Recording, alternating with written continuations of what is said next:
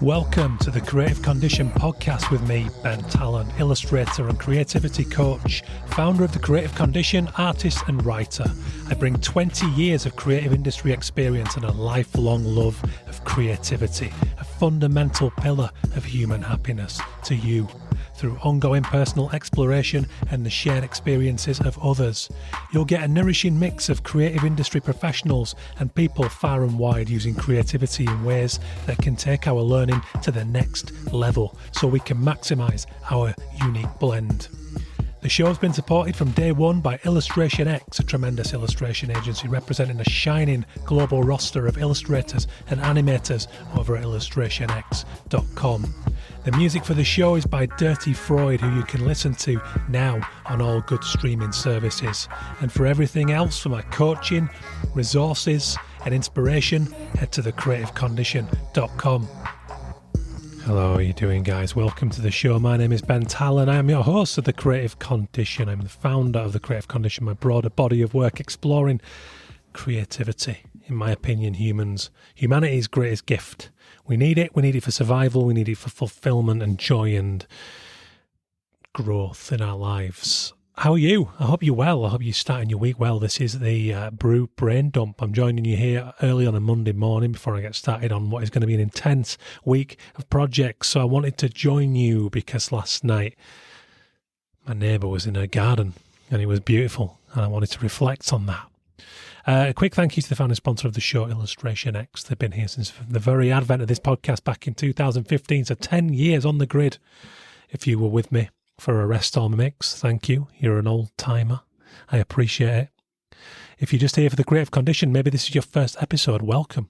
Consider jumping back into the 300 plus episode archive where you will significantly pad out and nourish your understanding of creativity, and I appreciate you, so thank you. Please do consider telling a friend if you enjoy the show. If you don't, maybe it's not meant to be.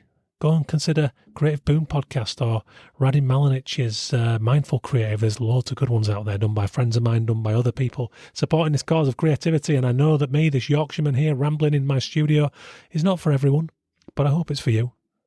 I appreciate you. Please don't go. Anyway, it's Monday. I've got my brew. I've got my black coffee, 1 sugar.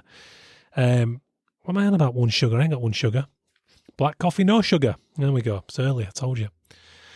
Anyway, something a little different for this morning's Brew Brain Dump. I wanted to talk about my neighbour in her garden because it's incredibly comforting. What has this got to do with creativity? Well, you might ask. Environment is crucial. It's a big part of what I go through with my coaching clients. By the way, if you're interested, head over to thecreativecondition.com/coach. Drop us a little note in the form and we can discuss how I might be able to help you one-to-one. I love doing it. I'm doing one-off pit stops and I do longer-term coaching work with the right fit. So we tend to start with a pit stop regardless, and then if we're a good fit, we'll discuss working together long-term. But that's for another day. Have a look now. It's all there at thecreativecondition.com.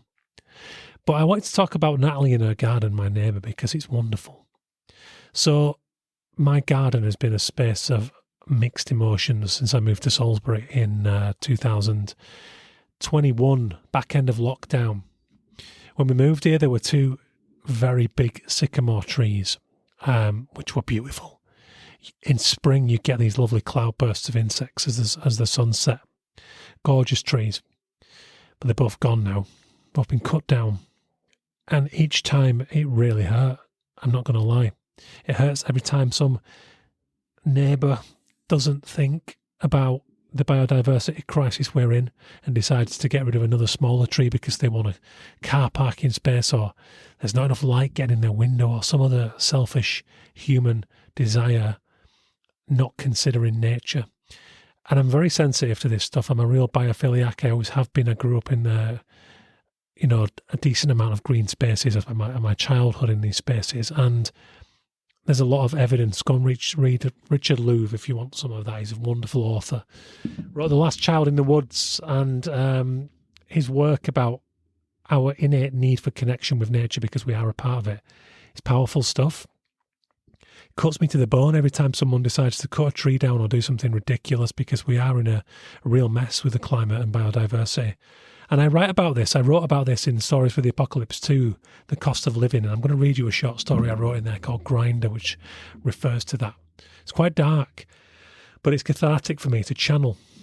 And this little podcast is a way to channel too, these Brew Brain Dumps, and that's why I'm telling you about Natalie. So Natalie next door has had some personal stuff going on, and she's taken a break from work, and during that time, she moved in not long after us, by the way.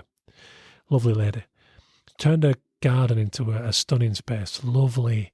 So many plants, so many flowers, real. Just to look out my studio window and leave my brain in there for a moment is very, very soothing. Very,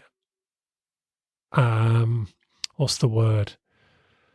Biophilic. We'll go with it. I've already said it, but it's gorgeous, and it's something that is an important part of creativity. If we don't get enough connection with nature, we can feel very penned in our urban environments. It's something I discuss with my clients about just hopping on a train or having a bike ride out to the hills or wherever you have nearby, even if it's just a little garden and you can get a few more plants in your space. That's good too. That's good. That's really good for us. It happens on an unconscious level. But when Natalie is out there, it's beautiful because she spent all this time while she's been off work, gardening and turning this space into something beautiful, adding these big shrubs and bushes and plants. And now, we get a decent amount of bees and butterflies in the summer, especially when the wisteria comes out and the, what's the other one called? The buddleia comes out, big purple plumes and all these butterflies, about 30 butterflies last summer, I remember counting in there. Might have been the summer before last, but it was absolutely gorgeous. So it's safe to say I've had illuminating experiences out there in that garden, and utterly heartbreaking ones that actually make me want to do physical harm to the people who are cutting down these trees. And that's what this short story I'm going to read you is about.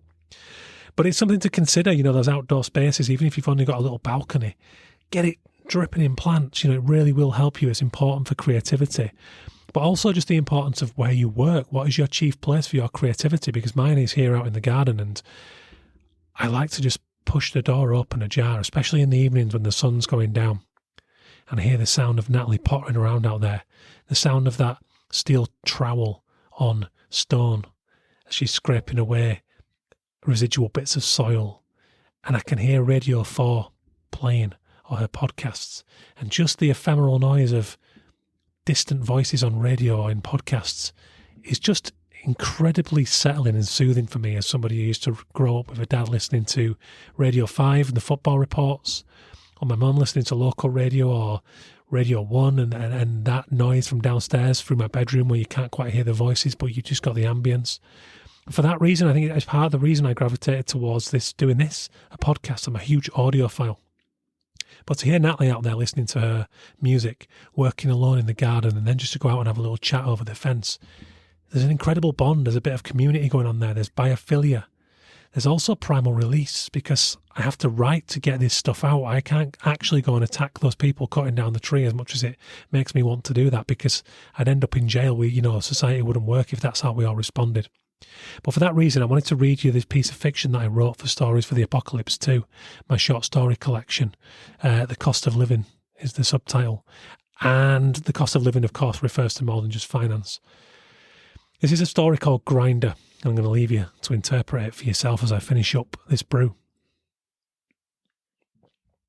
The dentist lingers a little too long on a row of 3 teeth around halfway along my bottom deck. Her professionalism cannot entirely hide her shock when I say I barely drink fizzy drinks. During this pause, I can hear my young kids ask where Daddy is. Grinding, then, she tells me. Have I been that stressed? I thought I'd done mourning the sycamores. The illuminated leaves in each night's setting sun, life abundant in the cloudbursts of flying insects flitting here and there, birds singing in tune. All those agitated loops around the garden like caged tigers in shitty zoos. Violent fantasy parties in full swing in my head, visions of cracking the skull of the tree surgeon with an axe. The beautifully blank look on his colleague's face as the eyes go out, his head in two, split like a fallen horse chestnut shell. But the reality, the dental bill says, at least, is that I'm chewing off expendable bits of my own head in the hours of darkness.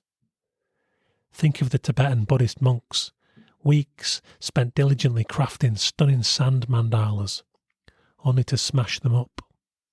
The transitory nature of physical life. When we get back in the car, I recognise something in my wife's body language immediately that says she already knows why my appointment took the longest.